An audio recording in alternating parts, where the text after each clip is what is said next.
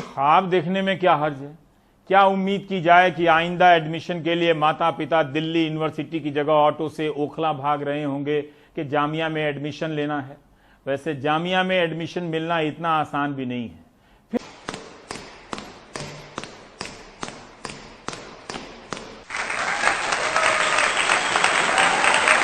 आप सभी का स्वागत है आपके अपने channel chalk and duster academy पे। और आज हम बात करेंगे जामिया के एमए उर्दू एंट्रेंस पेपर की जो 2019 में हुआ था। और इसी के साथ साथ मैं आपको ये भी बताऊंगा कि जामिया की जो मेरिट थी वो लास्ट ईयर की वो कितनी गई थी, जनरल की, एससी की, एसटी, ओबीसी या अदर कैटेगरीज़ की। मैं आपको पूरी डिटेल से बताऊंगा, तो आप बने रहिए इस वीडियो में अंत तक बिना स्किप किए हुए, क्योंकि अगर आपने इसका एक छोटा सा पार्ट मिस कर दिया तो आप बहुत ही इंपॉर्टेंट इन्फॉर्मेशन को मिस कर देंगे। और इस वीडियो को शुरू करने से पहले मैं उन लोगों से रिक्वेस्ट करना चाहता हूं कि जो लोग हमारे चैनल पर नए हैं कि प्लीज़ हमारे चैनल को सब्सक्राइब कर दे और बेल आइकन प्रेस कर दे। तो चलिए फिर वीडियो शुरू करते हैं।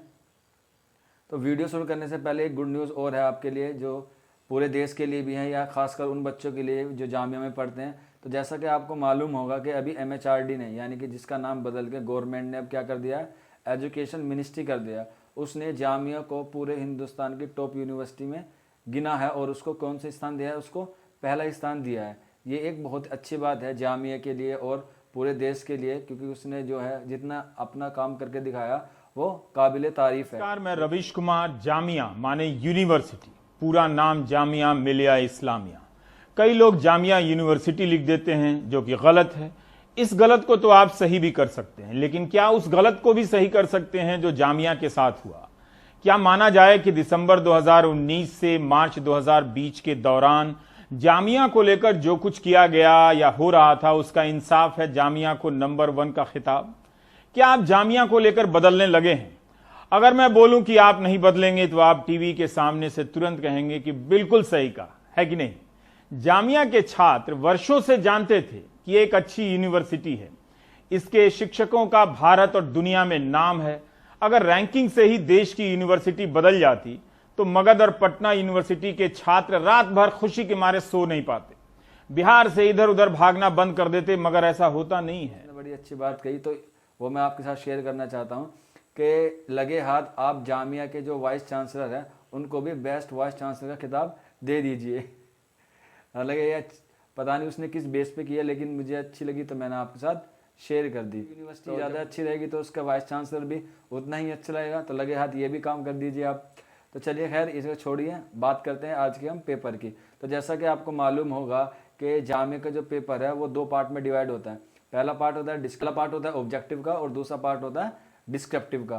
तो जो जामिया का जो प्रोसेस है वो ये है कि आपको जो जामिया का पहला पार्ट होता है, यानी कि जो पहला ऑब्जेक्टिव टाइप होता है, उसका पेपर तो आपको मिल जाता है, लेकिन जो उसका दूसरा पेपर होता है यानी कि जो डिस्क्रिप्टिव होता है वो अपने पास रख लेते हैं। हालांकि मैंने बड़ी कोशिश की कि वो मुझे मिल जाए, लेकिन वो डिस्क्रिप्टिव वाला पार्ट मुझे नहीं मिल पाया है, क्योंकि मैंने भी जामिया का एंट्रेंस पेपर दिया था। चाहे तो आप उसका मेरा जो एडमिट कार्ड है वो ऊपर देख सकते हैं, और मेरा भी सिलेक्शन जामिया में हो गया था, लेकिन किसी कारणवश मैं उसमें एडमिशन नहीं ले पाया था। और मेरा एडमिशन कहाँ हुआ, जैसा कि जो लोग हमसे जुड़े हुए हैं वो जानते होंगे कि मैं अभी JNU से MA कर रहा हूँ उर्दू में ही। ठीक है, तो बात हुई ऑब्जेक्टिव टाइप की। तो ऑब्जेक्टिव के टाइप का जो पेपर है वो मैं आपके सामने सोल्व करूँगा। तो उसमें 40 क्वेश्चन आते हैं, 40 मार्क्स के। और जो डिस्क्रिप्टिव वाला पार्ट है उसके 60 मार्क्स होते हैं। उसमें आपको 6 क्वेश्चन पूछे जाते हैं और उसके आपको जवाब देने होते हैं।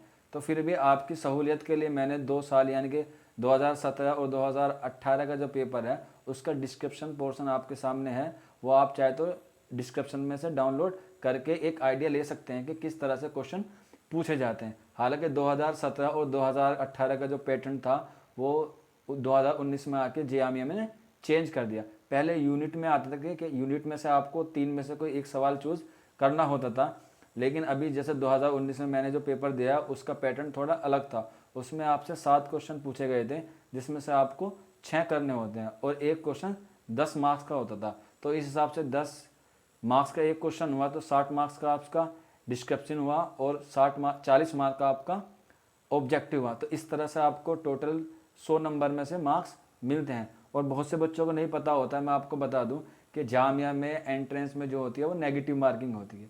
ठीक है, तो फिर चलिए शुरू करते हैं आज का हम अपना पेपर।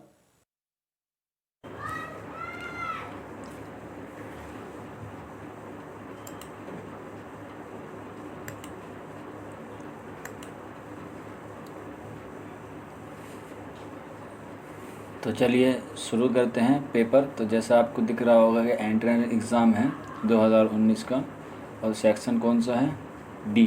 देख लीजिए सेक्शन कौन सा है, यहाँ पे डी है, ठीक है। तो फिर चलते, ये इंस्ट्रक्शन है जो आपको पेपर से पहले ज़रूर पढ़ने होते हैं, और जो टाइमिंग है जे जामिया के एंट्रेंस एग्ज़ाम MA उर्दू का, वो है 1 आवर 45 मिनट्स, ठीक है।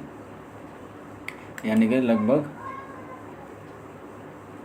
1.25 घंटे करीब आपको वक्त मिलेगा 40 क्वेश्चन सोल्व करने का, और 60 जो 6 क्वेश्चन हैं डिस्क्रिप्टिव उनको सोल्व करने का, ठीक है।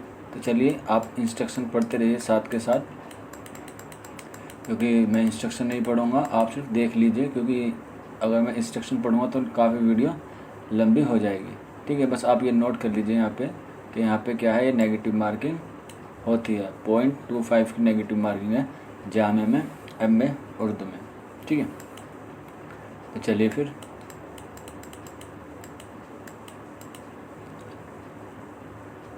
आप वीडियो को स्टॉप करके इंस्ट्रक्शन पढ़ सकते हैं।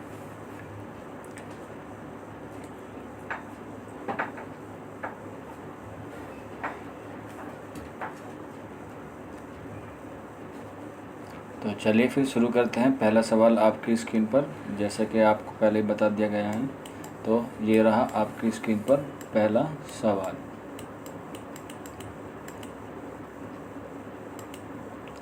जैसा आपको दिख रहा होगा ऊपर कि 40 मार्क्स का पेपर है, यानी कि 60 मार्क्स का आपका डिस्क्रिप्टिव रहता है, और 40 मार्क्स का आपका कैसा रहता है, ऑब्जेक्टिव, और नोट लिखा हुआ है तमाम सवालों के जवाब दीजिए। तो चलिए शुरू करते हैं बिना किसी देरी के। तो पहला सवाल ये रहा आपकी स्क्रीन पर, शुबली नोमानी के तनकीदी ख़यालात शेरुल अजम की किस जिल्द में तफसील से बयान हुई है।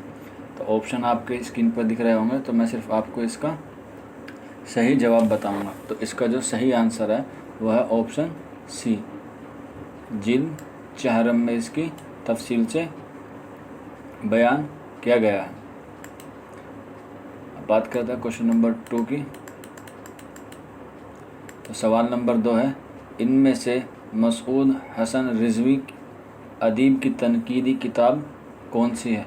तो इसका जो सही आंसर है वह है ऑप्शन फर्स्ट, हमारी शायरी इसका राइट आंसर है। क्वेश्चन नंबर 3 थोड़ा कॉम्प्लिकेटेड सवाल है, क्योंकि इसमें ज़्यादातर ऑप्शन जो है वो बिल्कुल 2 ऑप्शन जो है, पहला और दूसरा, वो बिल्कुल सही दिया गया है, लेकिन मेरे हिसाब से ये क्वेश्चन एक थोड़ा डाउटफुल है, क्योंकि कुलियत इकबाल उर्दू में कुल कितने मजमे कलाम शामिल है। तो उनके जो उर्दू में हैं वो 3 है, लेकिन जो उनके चौथा जो कलाम है वो आधा अरबी में है, और आधा फ़ारसी में और आधा उर्दू में है। तो इस हिसाब से, मेरे हिसाब से तो ये चारों ऑप्शन जो है बी वो सही होना चाहिए, लेकिन कुछ लोग इसका 3 भी बताते हैं, लेकिन मेरे हिसाब से इसका आंसर बी है, ठीक है। क्वेश्चन नंबर 4 की तरफ बढ़ते हैं। हाल ही की किताब हयात जावेद किसके बारे में है। तो इसका जो सही आंसर है वह है option D, sir Syed Ahmad की क्या है, ये बायोग्राफी यानी कि सवानी है। क्वेश्चन नंबर 5, तज़किरा निकातुश्शोरा का मुसन्निफ़ कौन है। तो इसका जो सही आंसर है वह है ऑप्शन बी, मीर तकी मीर इसका राइट आंसर है।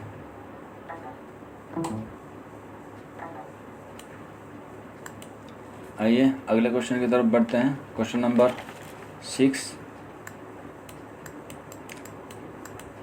अंजुमन तरक्की पसंद मुसन्निफ़ की पहली कॉन्फ्रेंस कहाँ मुनक़द हुई थी। तो इसका जो सही आंसर है वह है ऑप्शन ए, लखनऊ में।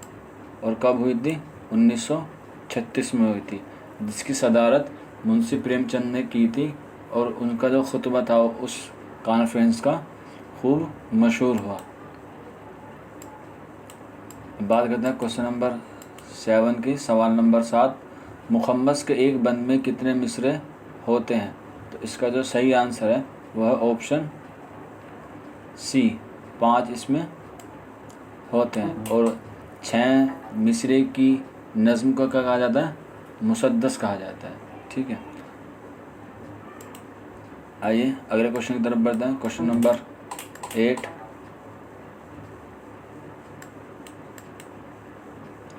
इनमें से फैज़ अहमद फैज़ की नज़्म कौन सी है? तो क्वेश्चन नंबर 8 का जो सही आंसर है वह ऑप्शन डी, रकीब से इसका राइट आंसर है। क्वेश्चन नंबर 9, आसारुस सनादीद किसकी किताब है? तो ये तो बहुत इजी क्वेश्चन है, आपको पता भी होगा। तो जो इसका जो सही आंसर है वह option B, sir Syed Ahmad Khan इसका राइट आंसर है, जो अलीगढ़ तहरीक के बानी माने जाते हैं।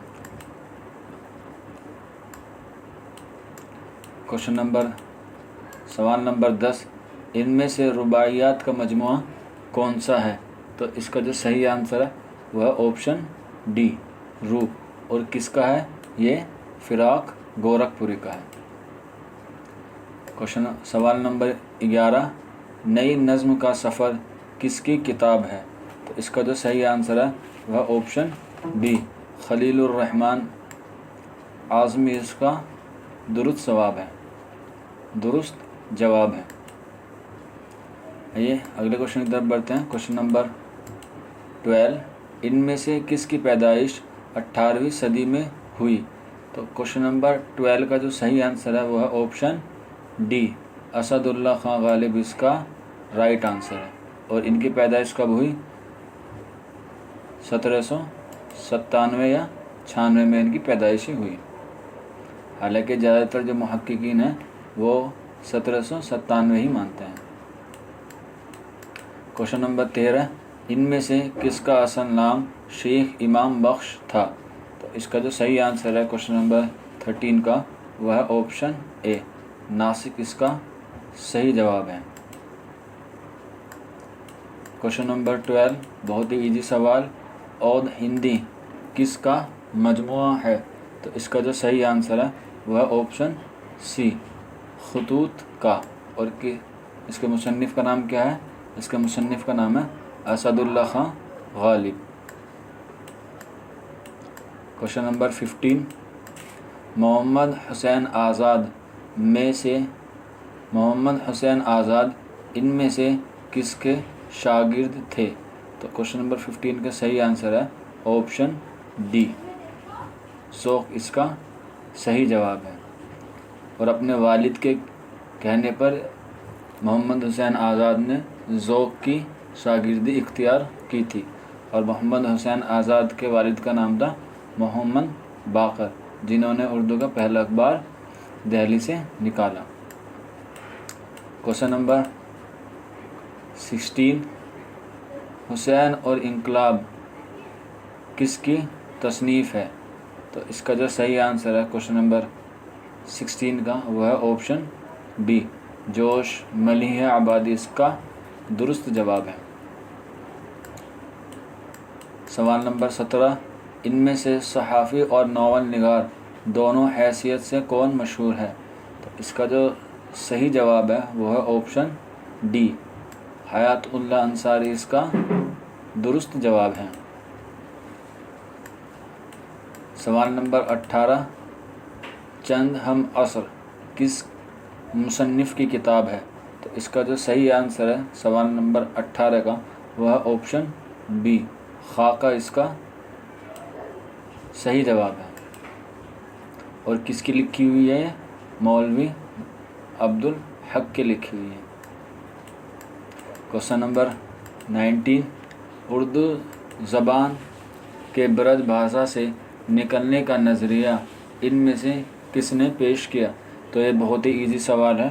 तो इसका जो सही आंसर है वह ऑप्शन सी, मोहम्मद हुसैन आज़ाद इसका दुरुस्त जवाब है। क्वेश्चन नंबर 20, रिसाला तहज़ीबुल अखलाक अब कहाँ से निकलता है? तो इसका जो सही आंसर है क्वेश्चन नंबर 20 का वह ऑप्शन सी, अलीगढ़ से।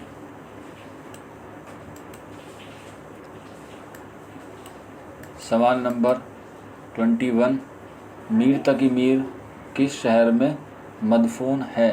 तो इसका जो सही आंसर है वह ऑप्शन सी, लखनऊ। मीर तकी मीर के बारे में ये एक बहुत वो बात है कि ये पैदा हुए आगरा में, ज़िंदगी गुजारी दिल्ली में और वफ़ात कहाँ पाई? लखनऊ में। तो ये बात याद रखने वाली है आपको, क्योंकि ये बात इम्पोर्टेंट है, आपको पेपर में बहुत बेनिफिट दे सकती है। अब बात करते हैं क्वेश्चन नंबर 22 की। इनमें से कौन सी चीज़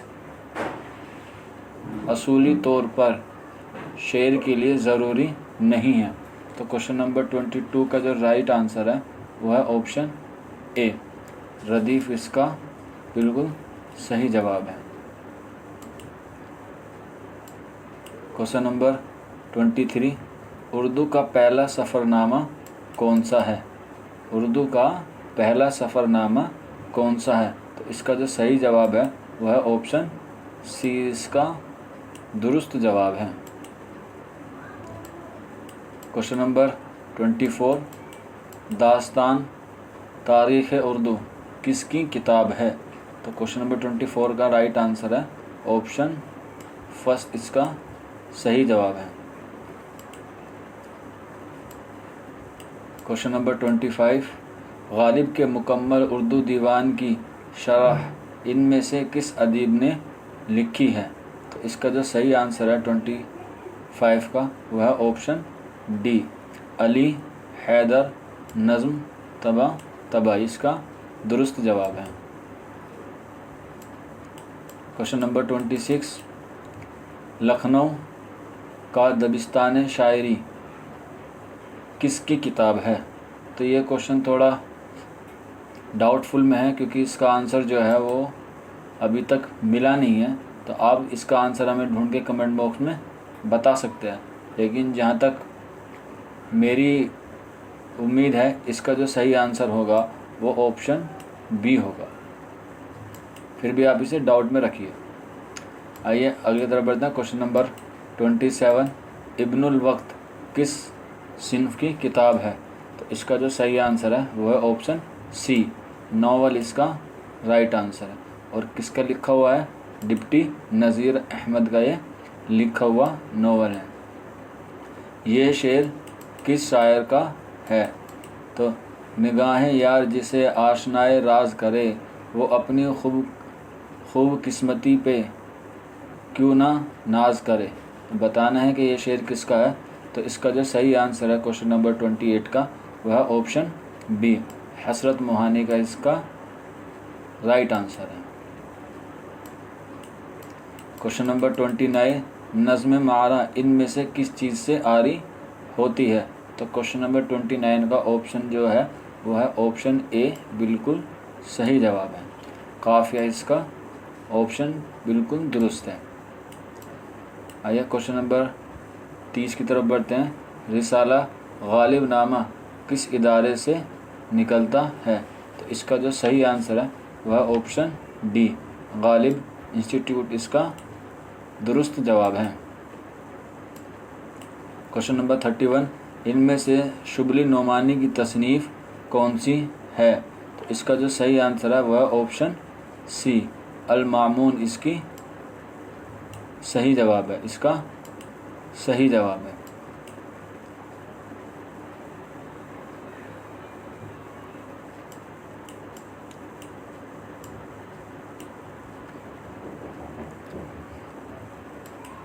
बात करते हैं क्वेश्चन नंबर 32 की। गालिब का सन वफ़ात क्या है? तो इसका जो सही आंसर है वह ऑप्शन सी, 1869 इसका दुरुस्त जवाब है। और इसी साल महात्मा गांधी पैदा हुए थे। ये भी एक बहुत अच्छी बात है, आप इसको कॉम्बिनेशन करके याद कर सकते हैं। अब बात करते हैं क्वेश्चन नंबर 33 की। मोमिन का ये शेर किस सनअत के लिए बहुत मशहूर है? तुम मेरे पास होते हो गोया जब कोई दूसरा नहीं होता। तो इसका जो सही आंसर है क्वेश्चन नंबर 33 का वह है ऑप्शन सी इसका सही जवाब है। क्वेश्चन नंबर 34, जामिया मिल्लिया इस्लामिया किस सन में कायम हुई? तो इसका जो सही आंसर है वह ऑप्शन 1920 इसका बिल्कुल दुरुस्त जवाब है। क्वेश्चन नंबर 35, गरम कोट किसका अफसाना है? तो क्वेश्चन नंबर 35 का जो सही आंसर है वो है ऑप्शन ए, राजेंद्र सिंह बेदी इसका सही जवाब है। क्वेश्चन नंबर 36, उठ गया बहमन दौर का चमिस्तान से अमल, इस मिसरे से किसका कसीदा शुरू होता है? तो इसका जो सही जवाब है क्वेश्चन नंबर 36 का वह है ऑप्शन बी, सौदा इसका बिल्कुल दुरुस्त जवाब है। क्वेश्चन नंबर 37, ये किस सिन्फ का शेर है? ले सांस भी आहिस्ता के नाजुक है बहुत काम, आफाक की इस कारगाही शीशा गरी का। तो इसका जो सही आंसर है वह है ऑप्शन सी, गज़ल इसका बिल्कुल दुरुस्त जवाब है। क्वेश्चन नंबर 38, शमशुर रहमान फ़ारूकी की मशहूर किताब शेर शोर अंगेज़ किस शायर के बारे में है? तो क्वेश्चन नंबर 38 का जो सही आंसर है वह ऑप्शन बी, मीर तकी मीर इसका राइट आंसर है। क्वेश्चन नंबर 39, बहुत ही इजी सवाल है ये वाला, तो जहाँ तक उम्मीद है सबको पता होगा। सब रस के मुसन्निफ़ कौन है? तो इसका जो सही आंसर है वह है ऑप्शन सी, मुल्ला वजी इसका दुरुस्त जवाब है। क्वेश्चन नंबर 40 और पार्ट 1 का लास्ट सवाल, इस्तारा का ताल्लुक़ इनमें से किस अमल से है, किस इल्म से है? तो इसका जो सही आंसर है वह ऑप्शन डी, इल्म बयान इसका बिल्कुल दुरुस्त जवाब है। उम्मीद है कि आपको ये वीडियो पसंद आई होगी। अगर आपके मन में कोई भी सवाल है तो प्लीज़ हमारे कमेंट बॉक्स में हमें बताइए।